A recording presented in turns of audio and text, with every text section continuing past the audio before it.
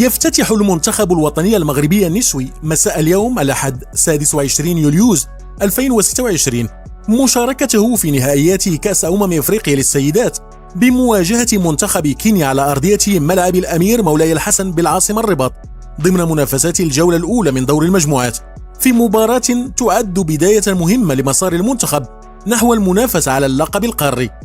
وتدخل لبؤات الأطلس هذه النسخة بطموحات كبيرة بعد التطور اللافت الذي عرفته كرة القدم النسوية المغربية خلال السنوات الأخيرة، حيث يطمح المنتخب إلى تجاوز عقدة الوصافة التي لازمته في النسخة الماضية والسعي لإحراز أول لقب إفريقي في تاريخه. أولا السلام عليكم. أنا كذلك كنبغي نشكر الجامعة الملكية